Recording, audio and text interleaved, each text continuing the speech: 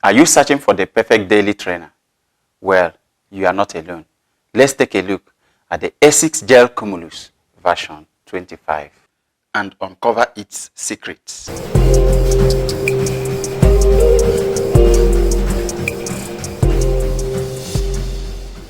Hello guys, it's your man Dr. CY, the running doc, and once again, you are welcome to my channel. Today, I am reviewing the Asics Gel Cumulus 25.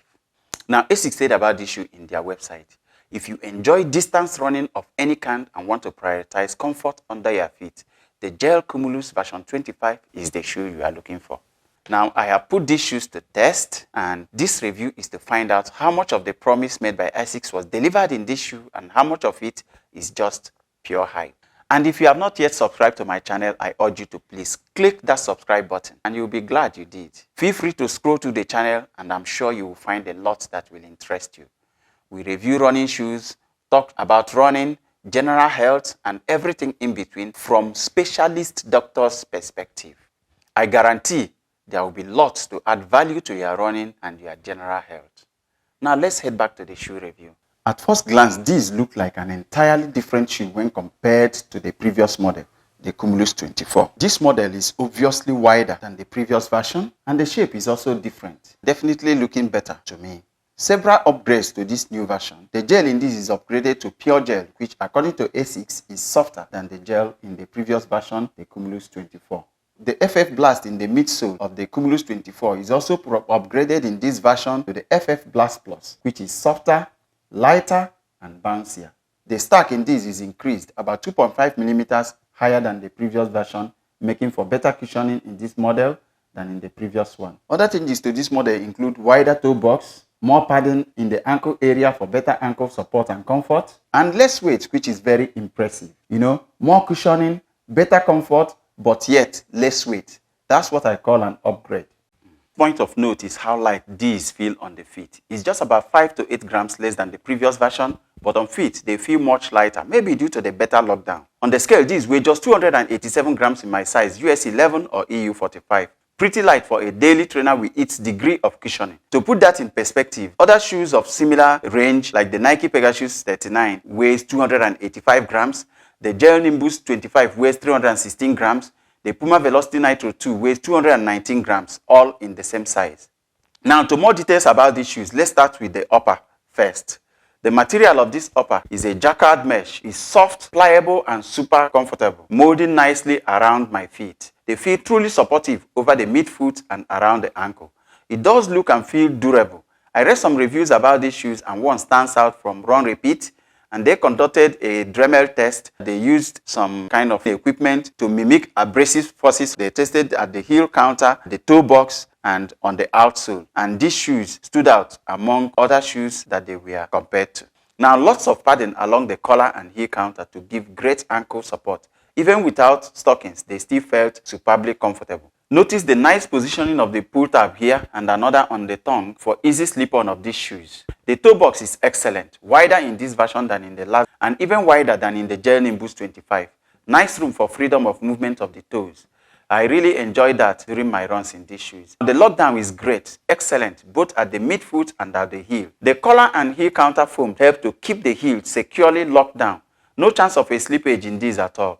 During my runs, they felt very secure on the feet. And of course, the gusseted tongue also helps to give that secure feel. Like I just mentioned, the tongue is gusseted, so soft and nicely padded. It does a great job of easing the pressure from the laces while wrapping the front of the ankle in softness. Breathability of this shoe is pretty okay. Not that you will feel the wind flowing through your shoes though, but it's pretty decent. I run in a very hot environment and they didn't feel too discomforting. Even though at 8 to 10K in 34 degrees Celsius, or that is about 93 degrees Fahrenheit, in the Middle East summer, they did begin to feel warm. But definitely, of course, not many people run at that temperatures. Similar breathability to the Gel Nimbus 25, but slightly less breathable than the Nova Blast 3. Now, I like the laces. They are soft and not securely over any distance. And also, their length is just right.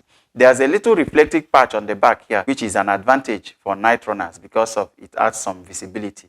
Now, let's move to the sole of these shoes. Of course, the sole comprises the insole, the midsole, and the outsole. They need no break-in period at all.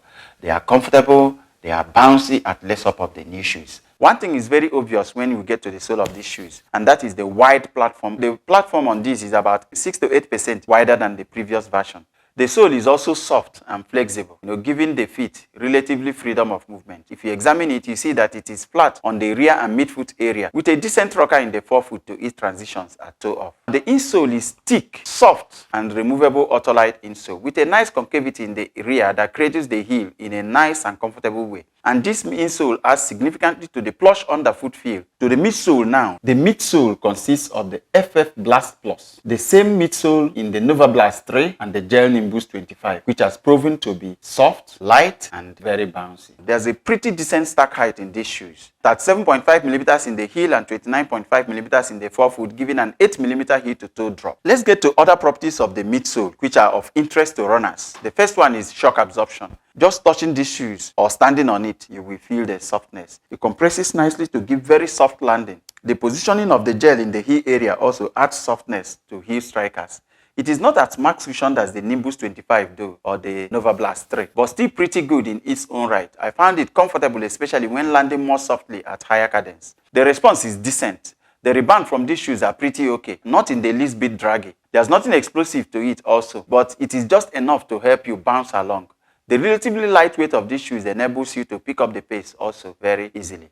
The arch support in these shoes are great, comfortable over any distance. I found the arch support much better than in the Nova Blast 3 or the Gel Nimbus 25. Now, the comfort underfoot is very lovely. You feel soft and plush, comfortable even without stockings. I did some kilometer runs in these shoes without wearing any stockings at all, and these shoes still felt great. On stability, well, these are neutral runners, but the wide base helps to give a surer feel on the feet. Standing on it, walking or running, I feel there's more foam medially that helps in a way to modulate pronation, adding a little bit of stability to these. Though I wouldn't say it's good for overpronators, but normal neutral runners will appreciate the stability. The ride you get from these are pretty smooth, comfortable, and decently responsive.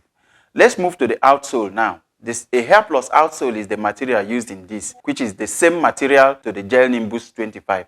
They even used the same pattern also in this. I didn't measure the thickness of this outsole, but on inspection, because I put the two shoes side by side, they seem to be a little more robust here than in the Nimbus 25. So probably better mileage in these. It gave very good traction on the pavement, and I took my corners with confidence. And I also read some reviews, because some people worry about the exposed foam, but I've read some reviews of people who have put quite some distance in these, and they report significant durability even on the part of the exposed foams. On sizing, of course, they fit true to size. I got my normal size in these and they fit perfectly. Those with wide feet, we like the extra room in the toe box, although they still have the wide and extra wide versions, so you can also check that up if you have very wide feet.